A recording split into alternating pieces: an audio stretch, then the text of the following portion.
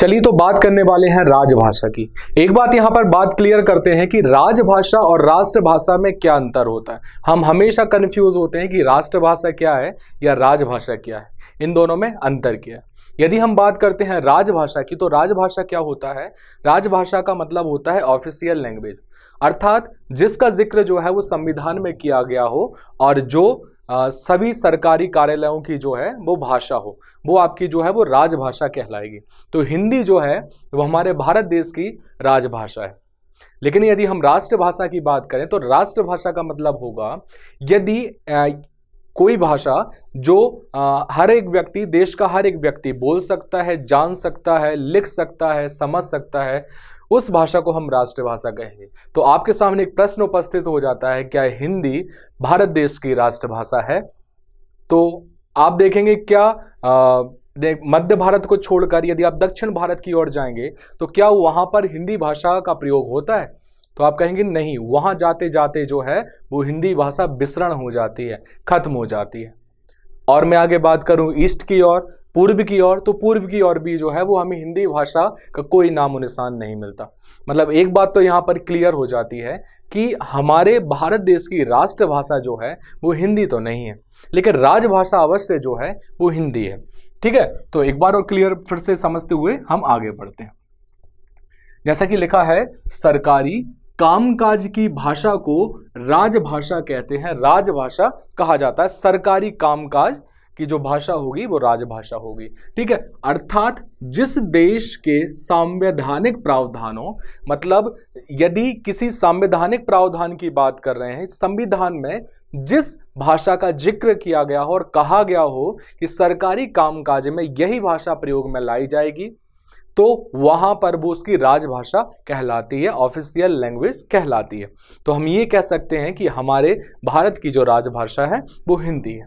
ठीक है, कि तहत किसी राष्ट्र को जिस भाषा में काम करने का निर्देश दिया जाता है, मैंने अभी बताया कि सरकारी कामकाज करने का निर्देश दिया जाता है, तो उसे राजभाषा कहते हैं। और हमारे भारत की जो राजभाषा है वो कौन सी है? हिंदी है।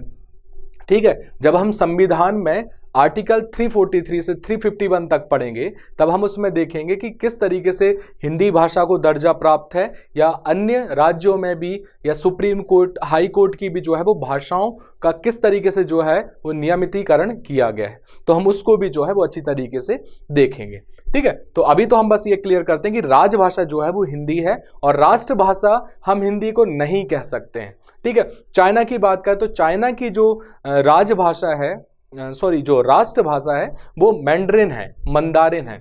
ठीक है, क्योंकि वहां का हर एक व्यक्ति उसको समझता है, बोलता है। ठीक है, और वह भाषा स्कूली शिक्षा के अनुसार जो है वो एक अनिवार्य है, कंपलसरी है। तो वहां की राष्ट्रभाषा मैंड्रिन, मंदारिन या चीनी भाषा हो सकती है, लेकिन हम भारत की राष्ट्रभाषा हिंदी नहीं कह सकते। आगे बढ़ते हैं, बात करते हैं 14 सितंबर 1949। हम प्रतिवर्ष जो है वो 14 सितंबर को हिंदी दिवस के रूप में मनाते हैं। ठीक है, बिल्कुल मनाते हैं। हम हिंदी जो है वो अपने मोबाइल में स्टेटस भी लगाते हैं कि हिंदी दिवस, राष्ट्रीय हिंदी दिवस की बहुत बहुत शुभकामनाएं 14 तारीख को। ठीक है, तो हम ये करने का जो है वो काम करते हैं। तो 14 सितंबर को जो है, 14 सितंबर को जो है वो क्यों हम राष्ट्रीय हिंदी दिवस के रूप में मनाते हैं, इसको जानते हैं। देखिएगा, हम यदि बात करते हैं तो 14 सितंबर 1949 को हमारे संविधान में जो है वो हिंदी की बात की गई थी। आर्टिकल 343 में उसको राजभाषा के रूप में दर्जा दिया गया था। क्लियर, उसमें उनको जगह दी गई थी संविधान में। तो 14 सितंबर 1949 को संविधान सभा ने एक मत से, सभी लोगों ने एक मत से जो है वो निर्णय कर लिया था। क्या निर्णय किया? कि भारत की राजभाषा जो है, भारत की राजभाषा क्या होगी? हिंदी होगी। ठीक है, इसलिए हम लोग प्रतिवर्ष 14 सितंबर को राष्ट्रीय हिंदी दिवस के रूप में मनाते हैं। क्लियर है, तो हम प्रत्येक 14 सितंबर को राष्ट्रीय हिंदी दिवस के रूप में मनाएंगे। इसके बाद एक विश्व हिंदी दिवस भी होता है या अंतर्राष्ट्रीय हिंदी दिवस भी होता है। वो हम कब मनाते हैं और क्यों मनाते हैं? देखिएगा, हम जब बात कर रहे थे आर्टिकल 343 की, उसी के जब आगे जाएंगे तो एक आर्टिकल आता है, अनुच्छेद आता है आर्टिकल 351। उसके तहत कहा जाता है कि जो भी राज्य, जो भी सरकारें होंगी, ठीक है, जो भी कह सकते हैं गवर्नमेंट होगी, वो हिंदी के प्रचार प्रसार के लिए कार्यक्रमों को आयोजित करेगी। ठीक है, उसके हिसाब से कार्यक्रम कैसे भी हो सकते हैं, राज्य में हो सकते हैं, अंतर्राष्ट्रीय लेवल पर हो सकते हैं, ठीक है, या राष्ट्रीय लेवल पर हो सकते हैं। तो किसी भी लेवल के जो है वो कार्यक्रम आयोजित कर सकती है। उन्हीं कार्यक्रमों में से एक कार्यक्रम होता है, वो होता है विश्व हिंदी सम्मेलन। विश्व हिंदी सम्मेलन जो है पहली बार कब मनाया गया था? 10 जनवरी से 14 जनवरी 1975 में सबसे पहली बार जो है वो मनाया गया था। इसलिए हम प्रत्येक 10 जनवरी को विश्व हिंदी दिवस के रूप में मनाते हैं।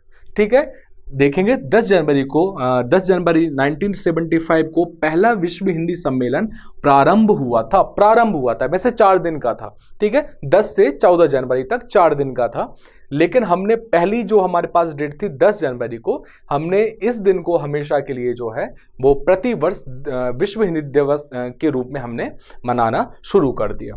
ठीक है, इसलिए प्रतिवर्ष 10 जनवरी को विश्व हिंदी दिवस के रूप में मनाते हैं। ये जो 10 जनवरी को हुआ था हमारा, ये नागपुर में हुआ था, अर्थात भारत में ही ये हुआ था। इसके बाद जो है वो हम बात करने वाले हैं, आगे बढ़ेंगे, इसकी संविधान में जो है वो हिंदी का प्रयोग किस तरीके से हुआ है, किस तरीके का उल्लेख दिया गया या अन्य भाषाओं का किस तरीके से प्रयोग हुआ है। पहला अध्याय देखेंगे जो कि है संघ की भाषा, आर्टिकल 343, और उसमें आपको जो है वो मिलता है संघ की राजभाषा। पहला पॉइंट देखेंगे, संघ की राजभाषा हिंदी, मतलब हमारे संघ मतलब भारत की जो राजभाषा होगी वो हिंदी होगी। ठीक है, और जो लिपि होगी वो क्या होगी? देवनागरी होगी, क्योंकि हमने हिंदी की जो लिपि देखी पहले ही हमने देखा था स्टार्टिंग में, तो हमें क्या मिला था? देवनागरी लिपि। आगे बात करते हैं, अंकों का जो रूप है, ठीक है, भारतीय अंकों का जो है वो अंतरराष्ट्रीय रूप होगा, मतलब जो हम अंक लिखेंगे उनका जो फॉर्मेट होगा वो इंटरनेशनल फॉर्मेट होगा। अब आप कहेंगे सर ये इंटरनेशनल फॉर्मेट क्या होता है, क्या हमने देखा है? तो हम दिखा देते हैं। देखो, यदि मैं बात करता हूं इस तरीके से, यदि कुछ अंक लिखे होते हैं, ठीक है, कुछ अंक हम कभी कभी ऐसे लिखते हैं, ठीक है, और कभी कभी जो है वो अंक ऐसे लिखते हैं।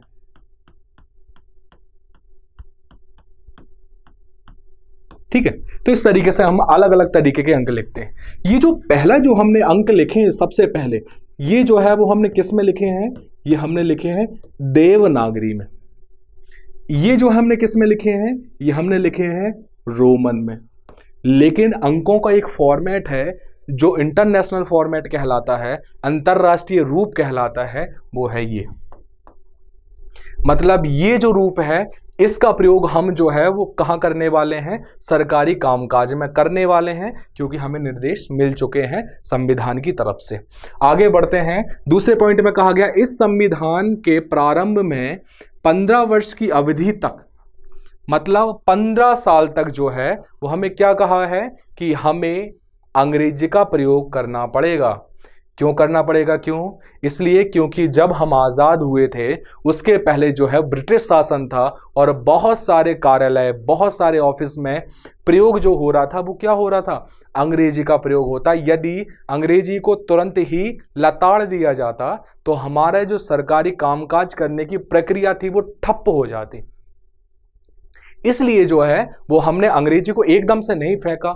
हमारे राजनेताओं ने ये सोचा कि हम अभी 15 साल तक अंग्रेजी का प्रयोग भी करते हैं, उसके बाद हम कुछ एक्ट ले आएंगे, कुछ अधिनियम ले आएंगे जिसके कारण हम इसका बदलाव कर देंगे। ठीक है, और ये बात भी कब तक के लिए की? 15 साल तक के लिए की।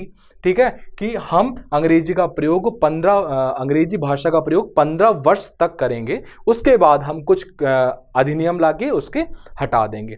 ठीक है, तो उन सभी शासकीय प्रयोजनों के लिए अंग्रेजी भाषा का प्रयोग किया जाता रहेगा जिनके लिए पहले प्रयोग किया जा रहा था। मतलब जो पहले से ही ऐसे कह सकते हैं कि कार्यालय थे, ऑफिस थे जहां पर अंग्रेजी का प्रयोग हो रहा था, वो अभी भी होता रहेगा। उस समय में उन्होंने कहा 15 साल तक। ठीक है, फिर कहा संसद उक्त 15 वर्ष की अवधि के पश्चात विधि द्वारा, ठीक है, हम क्या करेंगे, संसद उक्त 15 वर्ष की अवधि की विधि के द्वारा, कुछ कानूनों के द्वारा, कुछ नियमों के अनुद्वारा जो है हम क्या करेंगे, अंग्रेजी भाषा का प्रयोग यदि लगेगा तो हम आगे बढ़ा देंगे, नहीं तो हम वहीं पर खत्म कर देंगे। जैसा आयोग बोल देगा वैसे समिति बोल देगा, हम उस पर विचार विमर्श करके इस पर अधिनियम पारित कर देंगे। ठीक है, और अंकों के देवनागरी रूप का प्रयोग होता रहेगा। आगे बढ़ते हैं।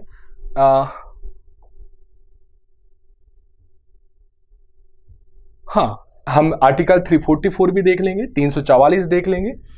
तो राजभाषा के संबंध में आयोग बनाया जाएगा जो कि 5 साल के बाद बनाया जाएगा, और संसद की जो है वो समिति बनाई जाएगी। संसद की समिति जो है वो 10 वर्ष उपरांत बनाई जाएगी, बट ऐसा हुआ नहीं था, वो 7 साल के बाद ही बनाई गई थी, जैसे जीबी पंत समिति कहा जाता है। और यहाँ पर जो आयोग बनाया गया था उसे बीजी खैर आयोग कहा जाता है। देखो हुआ क्या था कि यहाँ पर जब आपका जो है वो संविधान लागू हुआ, ठीक है, संविधान लागू होने के बाद 5 साल के बाद जो है वो एक आयोग बनाया, जो कि इन्होंने कहा था, बिल्कुल इसमें राष्ट्रपति के द्वारा एक आयोग बना जिसका नाम था बीजी खैर आयोग, बाल गंगाधर खैर आयोग, और उन्होंने अपनी रिपोर्ट को तैयार किया।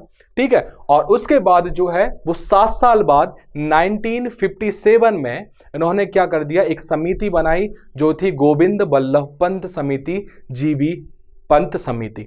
इन्होंने भी जो है वो अपनी रिपोर्ट को तैयार किया और उन्होंने फाइनली रिपोर्ट दी।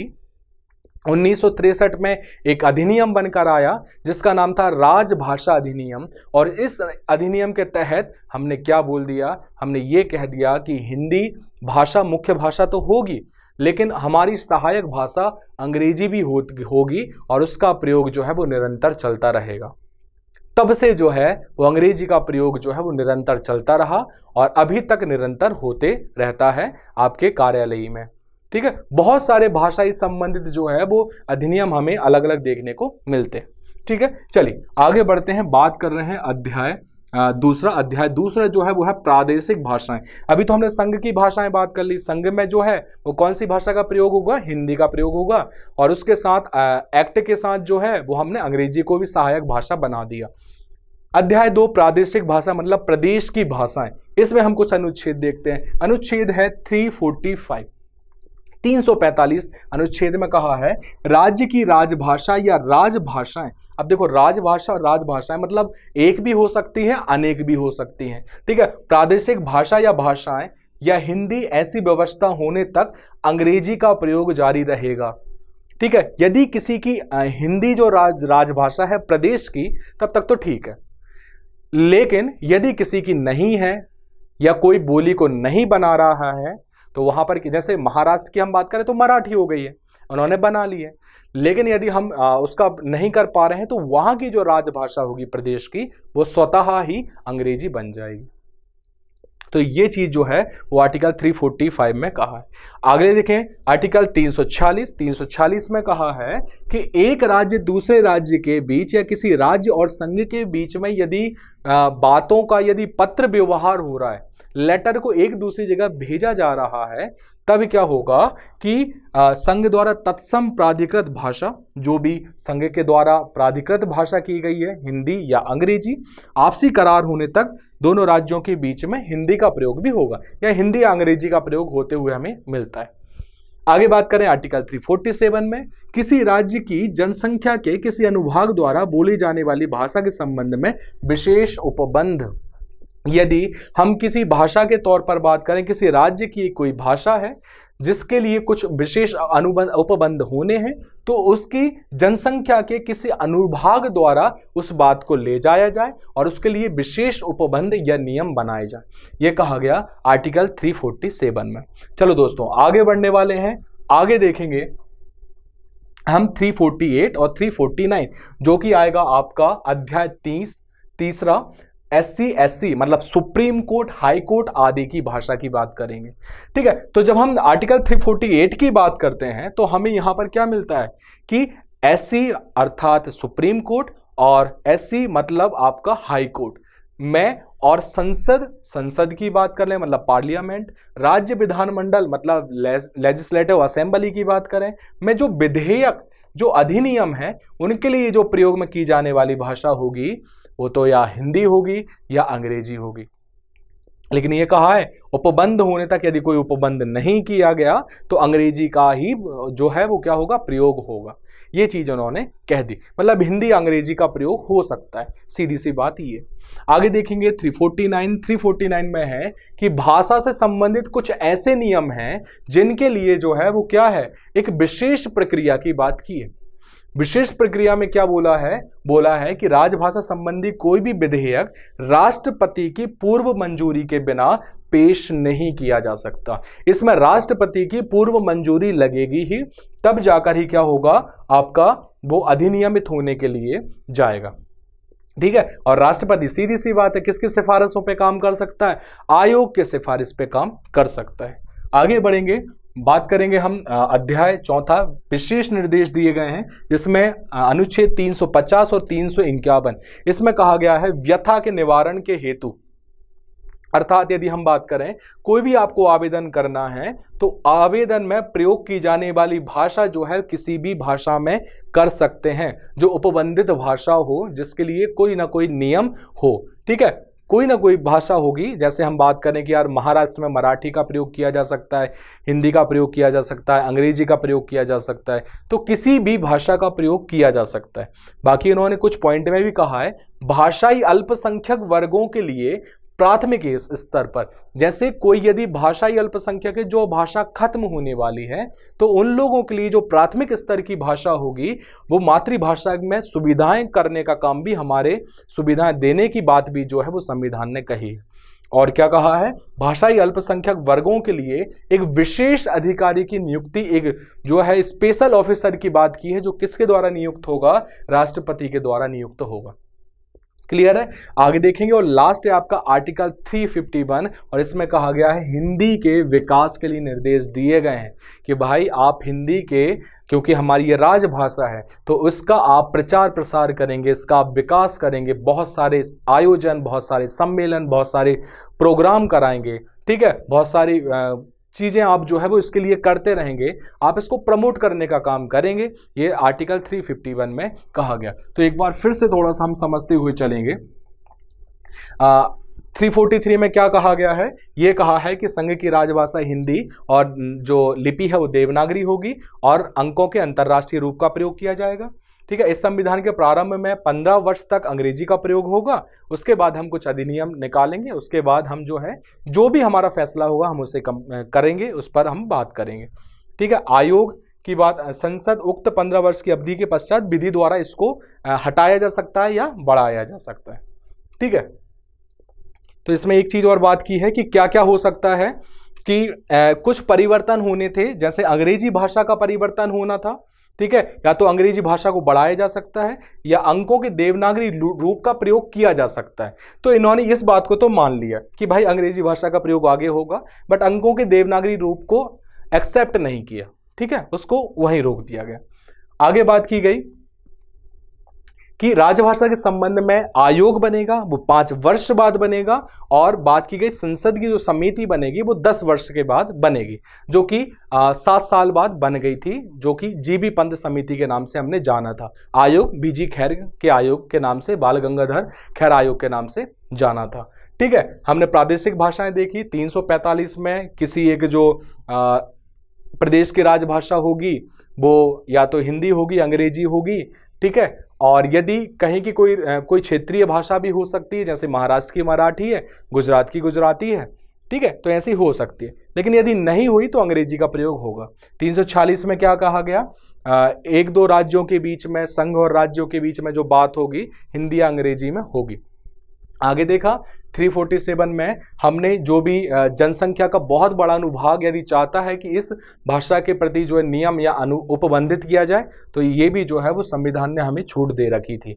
इसके बाद हमने सुप्रीम कोर्ट, हाई कोर्ट की जो है भाषा को देखा, तो सुप्रीम कोर्ट, हाई कोर्ट, ठीक है, संसद, पार्लियामेंट, लेजिस्लेटिव असेंबली, इनके लिए जो है वो अंग्रेजी का प्रयोग जारी किया, हिंदी का प्रयोग जारी किया। ठीक है, जहां पर यदि कोई भाषा नहीं है तो वहां पर अंग्रेजी की बात उन्होंने कर दी। 349 349 में क्या कहा गया कि कुछ विशेष विधियां हैं, कुछ विशेष नियम हैं, ठीक है, कुछ कानून है, उनके लिए सबसे पहले भाषाई तौर के कुछ नियम हैं, उनके लिए आपको राष्ट्रपति की सबसे पहले मंजूरी लेनी पड़ेगी, उनके हस्ताक्षर होंगे, उसके बाद ही वो अधिनियमित होने के लिए आगे बढ़ेगी। और हमने देखा फिर विशेष निर्देश 350 में हमने देखा कि आपको अभ्यावेदन करना है तो उसमें आप किसी भी भाषा में कर सकते हैं। भाषाई अल्पसंख्यक वर्गों के लिए प्राथमिक स्तर पर किसकी बात की, मातृभाषा में शिक्षा की बात की, और दूसरे में एक पॉइंट मिलता है कि अल्पसंख्यक वर्गों के लिए अधिकारी की नियुक्ति की बात की। किसने की, किसके द्वारा होगी, राष्ट्रपति के द्वारा होगी। और आर्टिकल 351 में हिंदी के विकास के लिए निर्देश की बात की गई। आगे बढ़ने वाले हैं 8वीं अनुसूची में भाषाएं, ठीक है। अब 8वीं अनुसूची में भाषाएं जो हैं वो हमारे पास टोटल वर्तमान में जो हैं वो है 22, लेकिन पहले 22 नहीं थी, पहले थी हमारे पास केवल 14, ठीक है। 14 कौन कौन सी थी, वो है असमिया, बांग्ला मतलब बंगाली, गुजराती, हिंदी, कन्नड़, कश्मीरी, मलयालम, मराठी, उड़िया, पंजाबी, संस्कृत, तमिल, तेलुगु, उर्दू।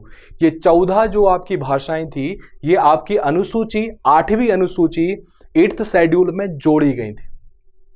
इस अनुसूची में आपको देखने को मिलती हैं, लेकिन धीरे धीरे कुछ भाषाओं को और जोड़ा गया। कब जोड़ा गया, आपका जोड़ा गया 1967 1967 में भी जोड़ी गई, और एक भाषा जोड़ी गई जो कि थी सिंधी। कौन से संविधान संशोधन करके, 21वां संविधान संशोधन किया 1967 को, और हमारी एक और भाषा जोड़ दी गई, वो जोड़ी सिंधी, और टोटल हो गई हमारे पास कितनी, 15। उसके बाद फिर एक संशोधन हुआ 1992 में, 1992 में। कौन सा संविधान संशोधन, 71वां जो है वो संविधान संशोधन हुआ। कुछ भाषाएं जोड़ी गई, कोंकणी जोड़ी गई, मणिपुरी जोड़ी गई और नेपाली जोड़ी गई, ठीक है। तो कोंकणी, मणिपुरी और नेपाली जोड़ी गई, और ये हमारे पास संख्या कितनी हो गई टोटल, 18। 3 को और जोड़ा 18 हो गई, लेकिन वर्तमान में 22 है। एक और बीच में कभी संविधान संशोधन हुआ, और वो हुआ था 2003 में 92वां संविधान संशोधन, जिसमें बोडो, डोंगरी, मैथिली और संथाली को जो है वो हमारे संविधान में हमारी 8वीं अनुसूची में जोड़ दिया गया, और टोटल जो संख्या हो गई वो हो गई 22। तो टोटल हमारे पास कितनी संख्या है, 22 संख्या है। इनको आप अच्छे से याद कर लें। आगे बढ़ने वाले हैं, बात करेंगे विश्व हिंदी सम्मेलन की। मैंने बात किया था कि आर्टिकल 351 के तहत एक बात बोली गई थी कि जो सरकार होगी, जो भी सरकार होगी, वो हिंदी के विकास के लिए, उसके प्रचार प्रसार के लिए, उसे प्रमोट करने के लिए कोई ना कोई आयोजन कराती रहेगी, कोई ना कोई कार्यक्रम कराती रहेगी। और एक कार्यक्रम, एक आयोजन है जो कि है विश्व हिंदी सम्मेलन। विश्व हिंदी सम्मेलन का जो उद्देश्य है वो है यूएनओ की भाषाओं में हिंदी को स्थान दिलवाना और हिंदी का प्रचार प्रसार करना, ठीक है। तो यूएनओ की जो भाषाओं में हिंदी को स्थान दिलाने का जो है वो उद्देश्य जो है वो विश्व हिंदी सम्मेलन का है। यदि हम बात करें तो जो हमारा पहला विश्व हिंदी सम्मेलन हुआ था वो हुआ था 10 से 14 जनवरी तक, ठीक है, 1975। तो 10 से 14 जनवरी तक जो हुआ था वो हुआ था 1975 में। और कहां पर किया गया था, नागपुर, भारत में। भारत में नागपुर में ये जो है वो किया गया था 1975 में, ठीक है। इसके बाद हमारा जो दूसरा हुआ था वो हुआ था पोर्ट लुई, मॉरिशस में। मॉरिशस की जो कैपिटल है पोर्ट लुई, वहां पर हुआ था कब, 28 से 30 अगस्त 1976, मतलब एक साल बाद ही 1975 में यहां हुआ और 1976 में यहां हुआ। आगे है हमारा तीसरा, और तीसरा जो हुआ था वो हुआ था फिर से भारत में, नई दिल्ली में। पहले कब हुआ था, 1975 भारत, नागपुर में। तीसरा जो हुआ वो हुआ 1983 में, नई दिल्ली में, भारत में।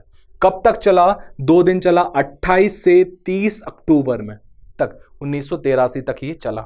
इसके बाद हमारे पास चौथा जो था वो फिर कहां हुआ, पोर्ट लुई में। देखिए संयोग देखिए कि पहले जो है वो भारत, फिर पोर्ट लुई, मतलब मॉरिशस, फिर भारत, फिर मॉरिशस। ठीक है, सबसे पहले नागपुर, पोर्ट लुई, फिर दिल्ली, फिर पोर्ट लुई। ठीक है, कब हुआ? ये हुआ 10 साल बाद, मतलब 1993 को 2 से 4 दिसंबर तक। ठीक है, पोर्ट लुई मॉरिशस में हुआ।